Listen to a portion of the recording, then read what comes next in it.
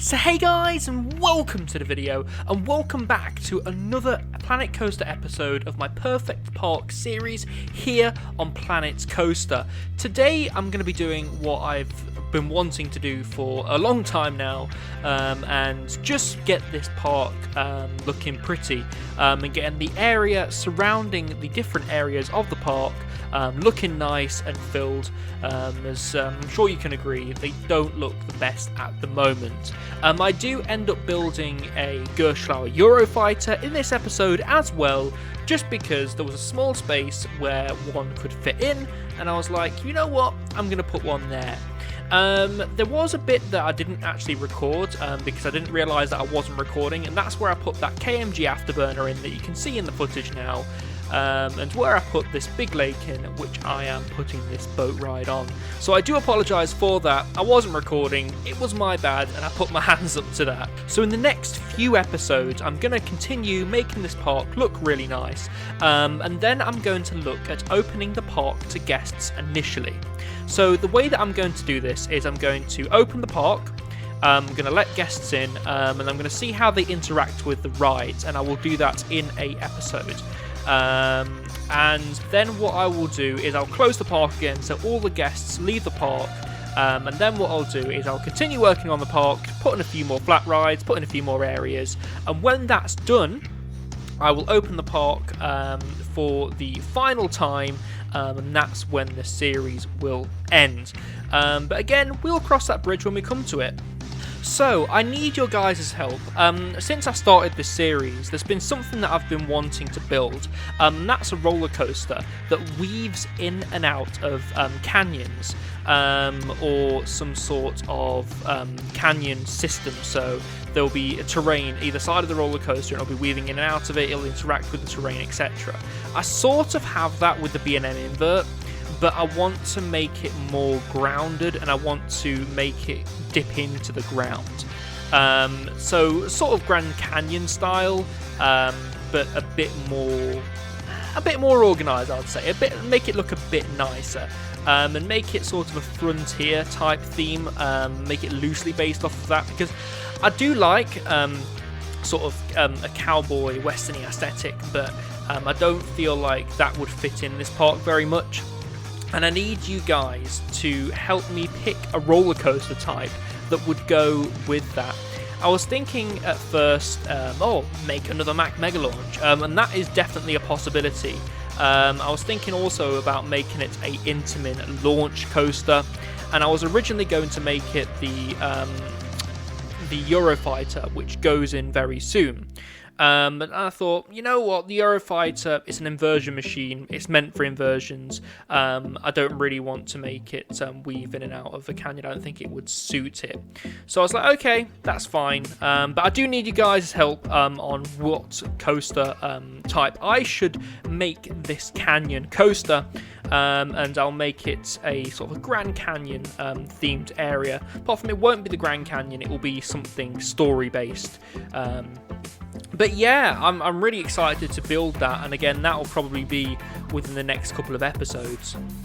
Also, one thing that I want to do in this park is get a few more eateries around the different areas, and even the paths leading to different areas, just because at the moment I feel like facilities wise this park is lacking, and I know if this was my park in real life I wouldn't want that. I like my food, so I'd want to have as many eateries as possible, just to keep the guests happy and also to keep my stomach happy. One thing I also want to do is build some sort of transport ride that links all the different areas together.